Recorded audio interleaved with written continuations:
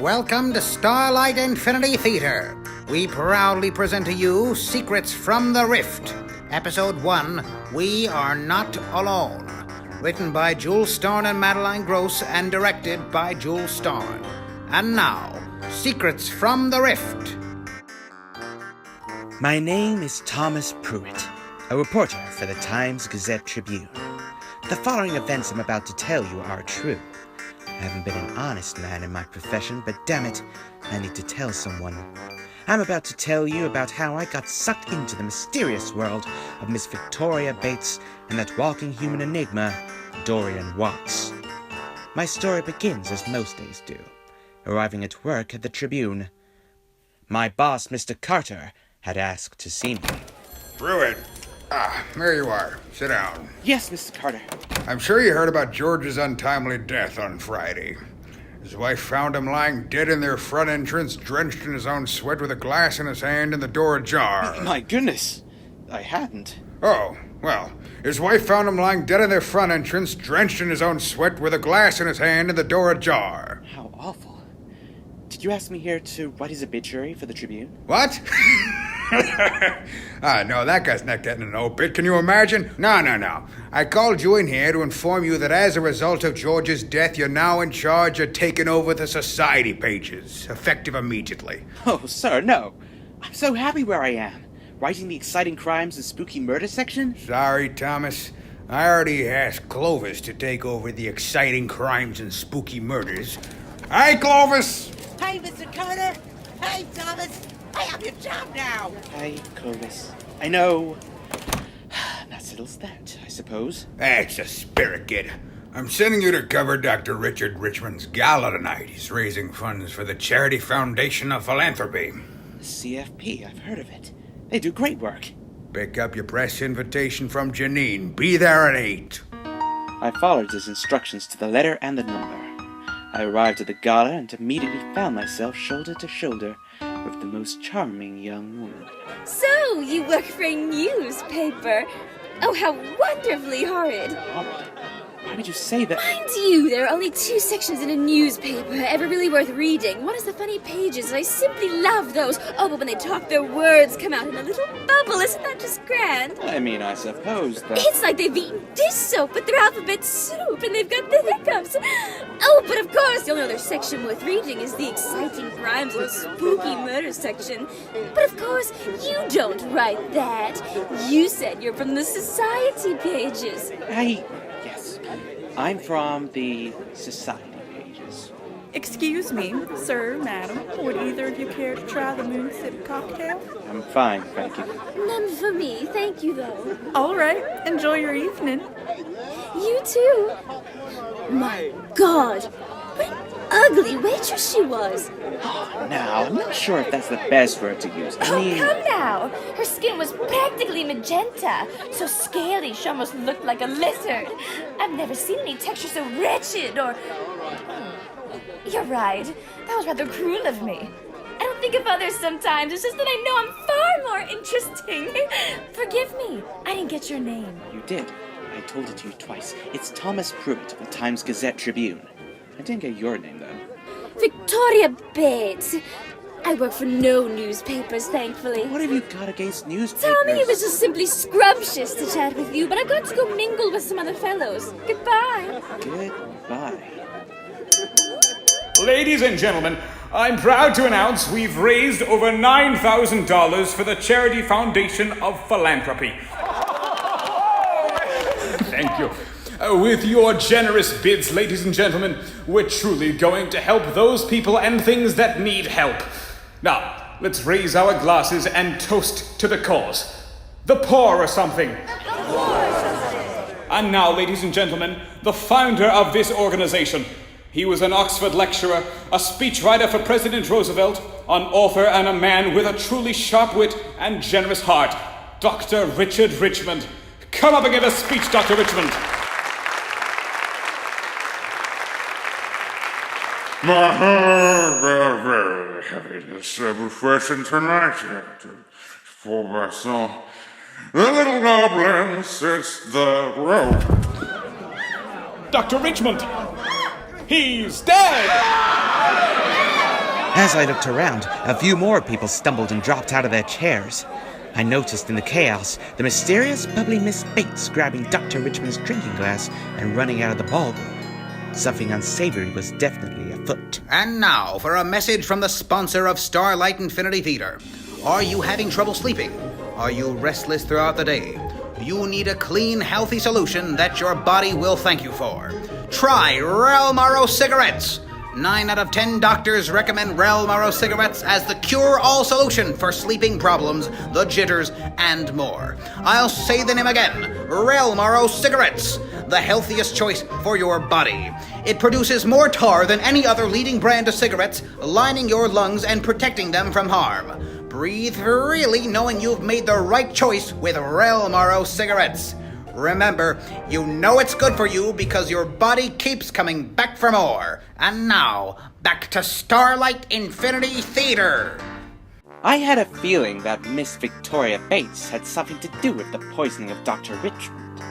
The following evening after work, I decided to look her up in the phone book and pay her a little visit to her residence. That mysterious old castle outside of town.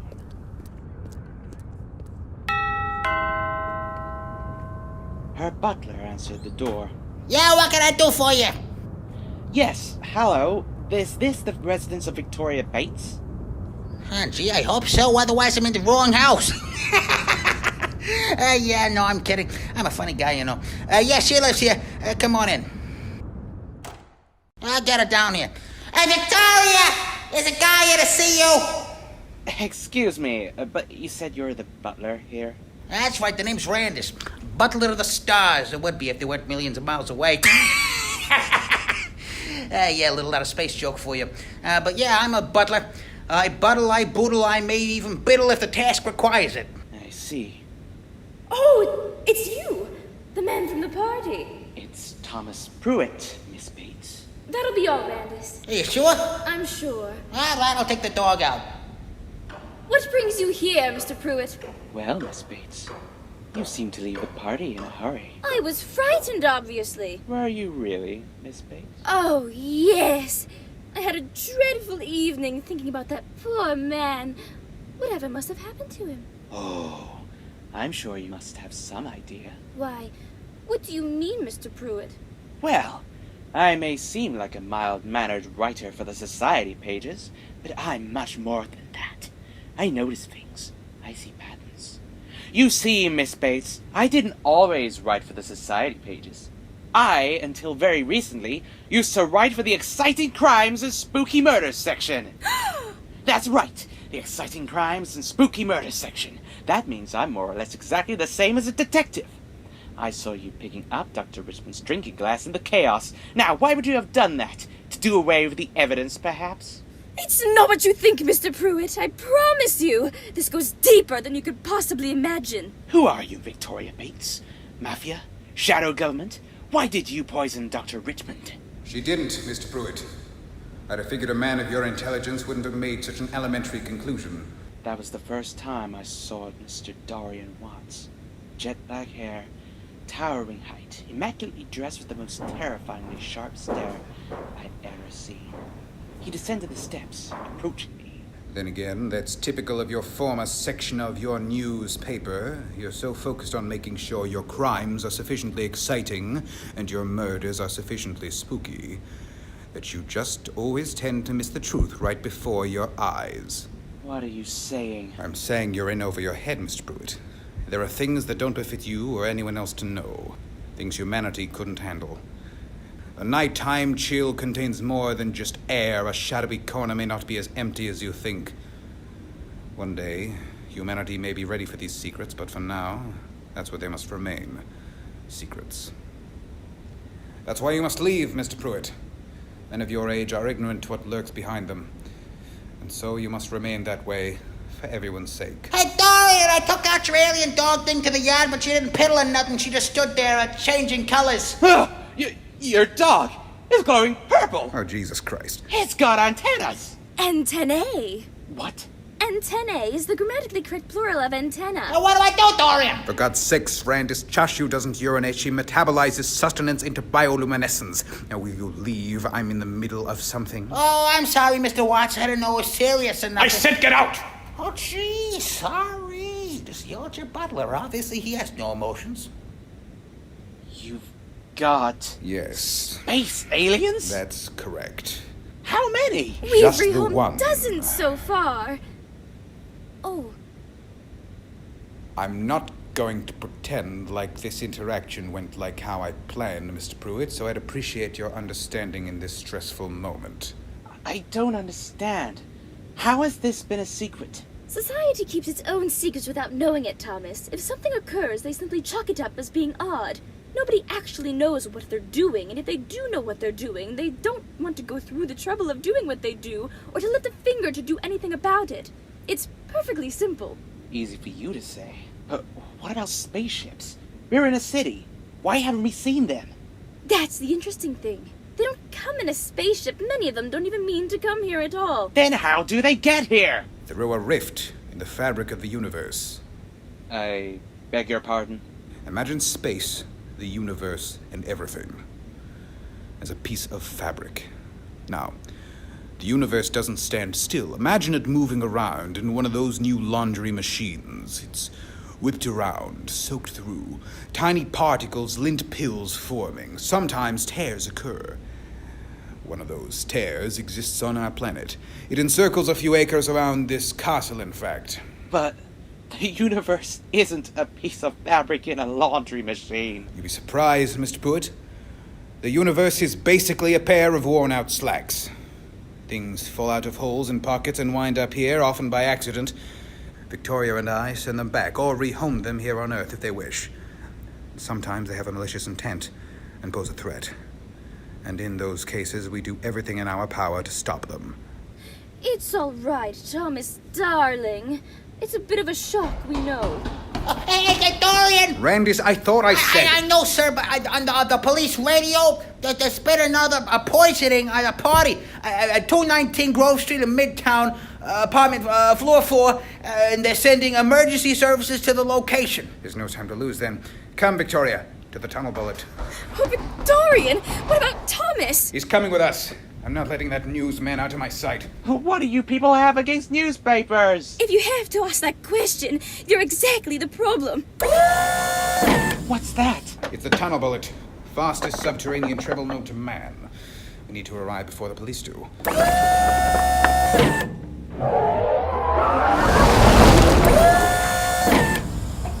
You're in Midtown? Already? That was seconds. 219 Grove Street. This is the place. Elevator's out of order. Oh, damn! These shoes are good for climbing these wretched stairs. Buy some sensible ones. Sensible? How dare you! Flats are for quitters. 4th floor. This is the place. We're special investigators for the police department. You called the emergency services? Why, yes, I did. Are there ambulances? Half of our guests have collapsed. Are any of them still alive? No. I don't think so. My poor husband, Why do you need an ambulance then? Miss Bates, please. This poor woman's in shock. I just don't know what happened. One by one, they all just got sweaty and spouting nonsense, and then... It's going to be all right. I mean, it's not like we're gonna bring anyone back, but...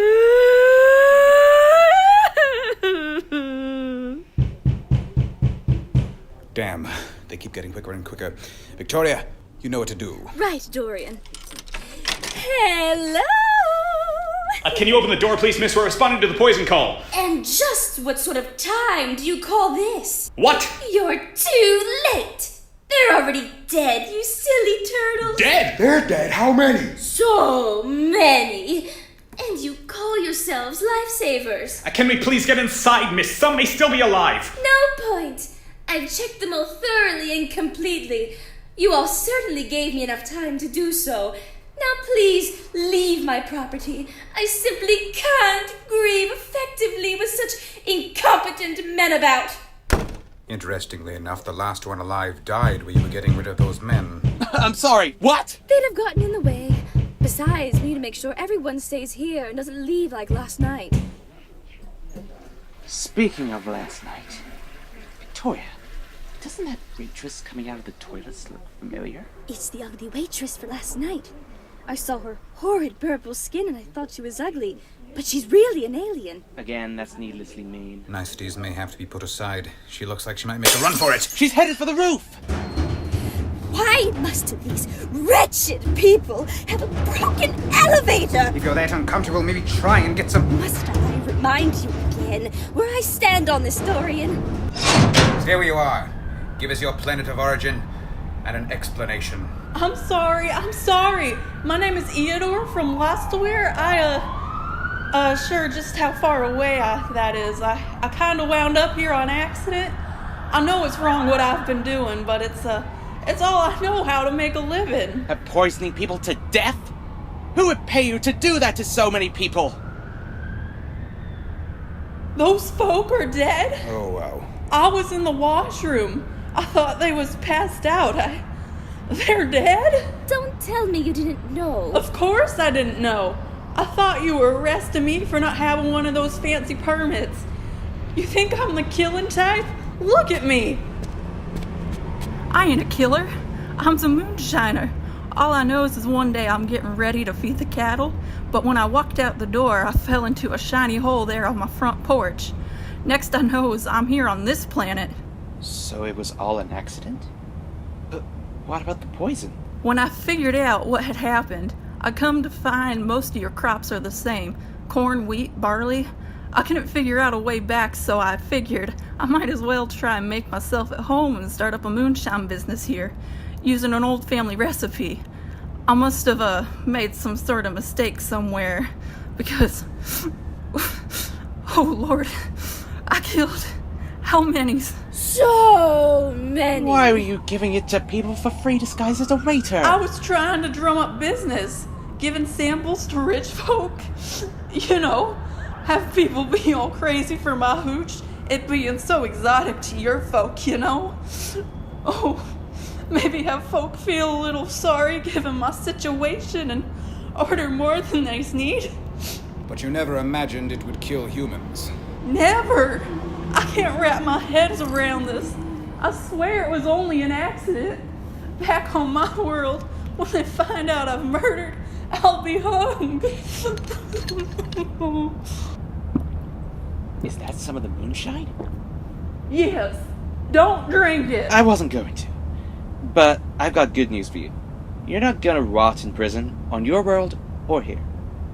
If there is anything I've learned tonight, is that us humans will turn a blind eye to anything beyond our explanation. As for making a new life, well, I might just have an idea for it. That was excellent thinking the other night, Mr. Pruitt. To suggest using her moonshine as a paint-removing solvent, well, it was a clever solution. It might be worth something to keep you around, Mr. Pruitt. Would you like that? I'm pleased you think so.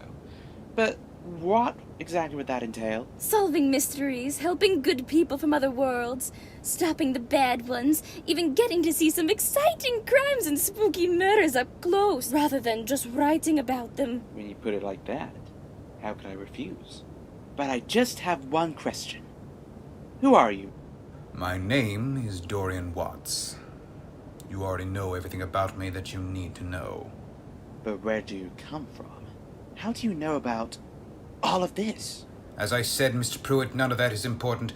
What's important is that Miss Bates and I can help humanity, and more, if we can. My question is, what will happen to Iridor with her moonshine paint remover? Well, because every rich person knows one another, we were able to get our interdimensional friend a meeting with the CEO of Jack's Chemicals. And thanks to the favor I pulled in, she should be able to get herself a deal that should have us set for life. Here's hoping her ugly purple face and sickly orange eyes don't put your friend off. Victoria, please. She's not from this world. Yes, but he doesn't know that. Look at this. What? She sent us a sample of her new paint remover as a parting gift. No, don't! Whew. That's got a kick.